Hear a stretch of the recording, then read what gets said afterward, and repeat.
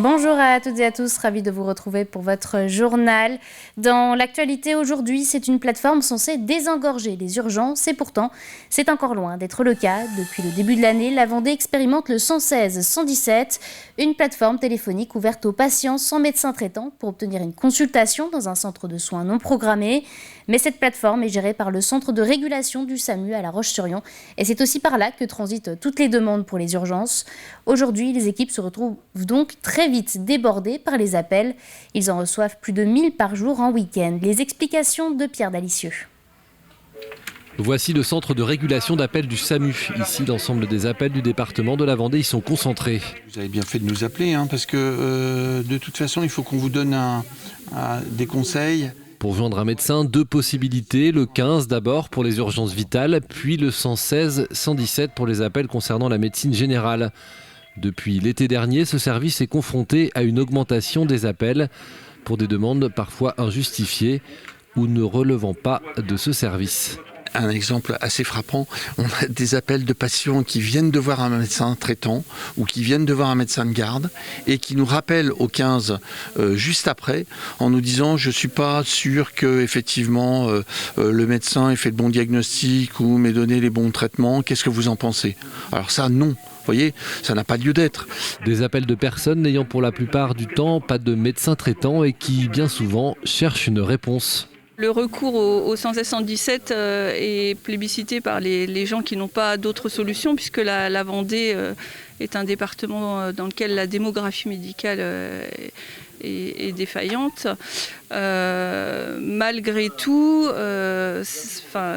certaines situations ne relèvent pas du 116 117 et même si les patients sont parfois confrontés effectivement à des difficultés, le 116 117 pourra les aider à régler un problème aigu en leur proposant une consultation médicale, mais n'a pas vocation à assurer du suivi de patients. Une consultation médicale dans un des centres de soins non programmés qui se développe sur le département. L'objectif, désengorger les cabinets médicaux. Une solution peut-être pour attirer de nouveaux médecins. Toujours au chapitre santé, le manque de médecins généralistes, voilà un problème que la ville de Saint-Gilles-Croix-de-Vie espère résoudre pour de bon. Elle vient justement d'inaugurer son centre municipal de santé, alors ouvert depuis avril 2021. Ainsi, 3 médecins, une infirmière et 2 secrétaires médicales salariés par la commune ont investi les locaux. Depuis son ouverture, le centre municipal de santé a donc accueilli 1300 nouveaux patients. Une opportunité pour les habitants, mais aussi pour les médecins. Écoutez. On a recruté de jeunes médecins parce qu'ils avaient un projet de vie à Saint-Gilles-Croix-de-Vie, et donc ça nous intéressait. Et puis on a recruté de jeunes médecins parce que c'est aussi compliqué pour eux de s'installer au départ, d'acheter le matériel, de payer ce qu'il y a à payer. Et donc là, ici, ils ne font que du soin. Et forcément, le matériel est mis à leur disposition, les secrétaires médicales sont mis à leur disposition. Je pense qu'un jour, ils vont s'installer en libéral comme médecins généralistes. Mais on se rend compte aujourd'hui que pour ces jeunes médecins, le salariat et les centres municipaux de santé sont un vrai moyen de démarrer dans la profession. Un tour de France à pied pour dénoncer le harcèlement scolaire. C'est le défi que s'est lancé Antonin Brogang, originaire de Normandie. Parti du Havre le 1er janvier, il est arrivé vendredi au Luc-sur-Boulogne. Chaque soir, il dort chez l'habitant pour évoquer avec eux sa scolarité difficile et surtout libérer la parole autour du harcèlement à l'école. Une rencontre signée Alexandre Debray et Alix Lanos. Il est parti de son Havre natal le 1er janvier et a déjà parcouru plus de 500 km à pied. Avec sa guitare et son sac de 17 kilos, Antonin, 18 ans, compte ainsi descendre jusqu'à Biarritz et même passer par la Corse. Un défi aux allures de voyage initiatique qu'il met au service d'une cause qui lui tient à cœur. Lutter contre le harcèlement scolaire dont il a lui-même été victime lorsqu'il était au collège. C'est en donnant une visibilité comme celle-ci qu'on peut essayer de faire bouger les choses, de montrer aux jeunes qu'ils ne sont pas tout seuls. Et qu'on peut tous être aidés, malgré que la difficulté d'en parler ou autre. On peut en parler et il faut en parler. La nuit tombe. Heureusement, Antonin arrive à Belvigny où il retrouve Stéphanie, chez qui il va passer la nuit. Bienvenue en Vendée. Merci, c'est la première fois. C'est la première fois. La tente et le duvet qu'il avait emporté ne lui ont encore jamais servi. En effet, l'association Marcellement, pour laquelle il marche, lance des appels sur sa page Facebook et trouve chaque jour un nouvel hôte pour le marcheur. J'ai pu mettre mes affaires à laver, en fait, ceux qui avaient besoin d'être à laver, et ça ça va me faire du bien pour demain d'avoir des vêtements propres. Et ça te fait quoi cette solidarité quand tu vois qu'il y a beaucoup de gens qui acceptent de t'accompagner, de t'aider tout au long du trajet? C'est beau, c'est quelque chose que je n'ai pas eu spécialement l'habitude et c'est très très beau. Ça me fait plaisir en fait d'avoir ça. Ce soir-là, Antonin va rencontrer des jeunes pour parler de son expérience du harcèlement scolaire. Parce que j'ai eu des moqueries, j'ai eu des insultes, j'ai eu des coups aussi. Des mots qui résonnent particulièrement aux oreilles de Kezia et de sa maman.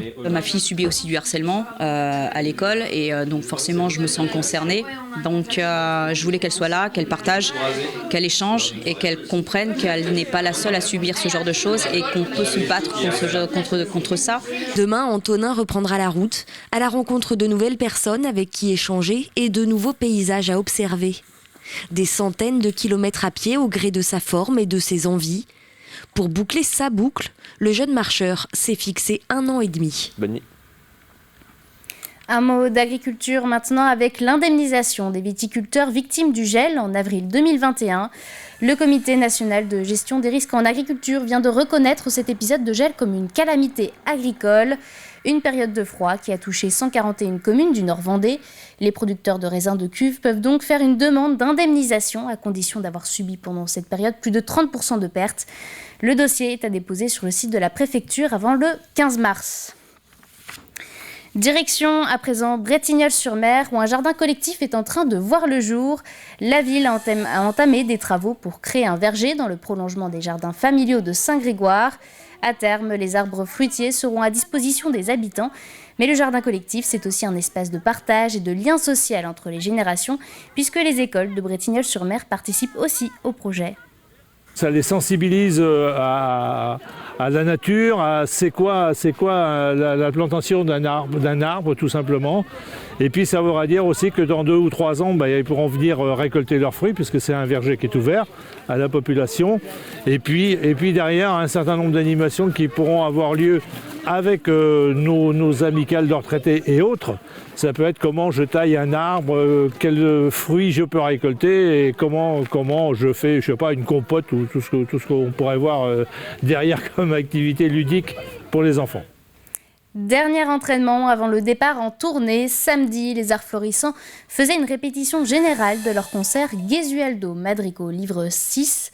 Un 6e et dernier livre qui vient clore 3 saisons dédiées au compositeur italien. Cette répétition s'est faite sous la direction du ténor Paul Agnew et en présence des habitants de Tiré. Un reportage d'Alexandre Debray, Alix Lanos et Grégoire de Châtillon.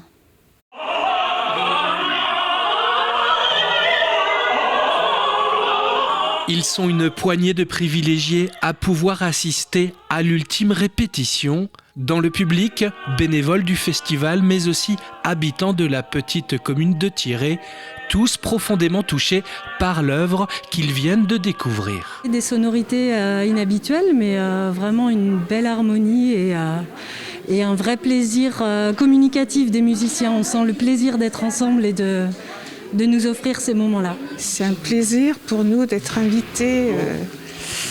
Et j'aime bien parce qu'ils nous disent merci. Alors c'est à nous de leur dire merci. Il faut toujours s'intéresser à tout. Et là notamment ce style de baroque qui est relativement méconnu, hormis par les initiés. Il faut y goûter. Redonner vie à la musique baroque et à faire découvrir au plus grand nombre, c'est tout l'objectif de la fondation Les Arts Florissants William Christie, fondée il y a plus de 40 ans, un pari réussi et une renommée aujourd'hui internationale de la discipline, mais pas seulement. Ce qui est assez incroyable, c'est que par exemple, dans 15 jours, nous serons à New York et les passionnés de musique baroque de New York connaissent très bien Tiré parce qu'ils savent que c'est le lieu de la fondation des Arts Florissants William Christie.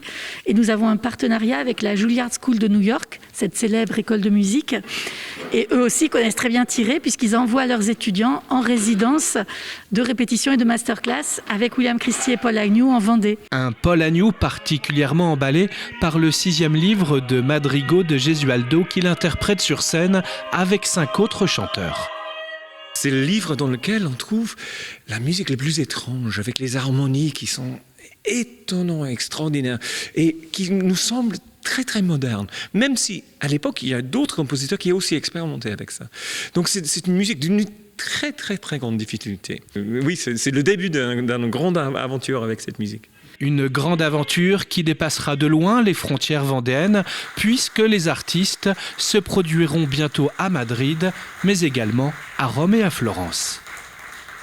Un mot de sport à présent avec le championnat de football en National 2. Les Herbiers se sont inclinés face à Colomiers samedi au stade Massabielle. Colomiers a d'ailleurs ouvert le score dès la première minute de jeu avec un deuxième but avant la mi-temps. L'Herbretais Emmanuel Bourgault a tout de même marqué après un corner à la 69e minute, mais cela n'a pas été suffisant. Score final 3-1 pour Colomiers. L'entame de match elle est mauvaise et du coup on rentre dans dès qu'on est le score ouvert pour l'adversaire, on rentre dans un autre match. Voilà.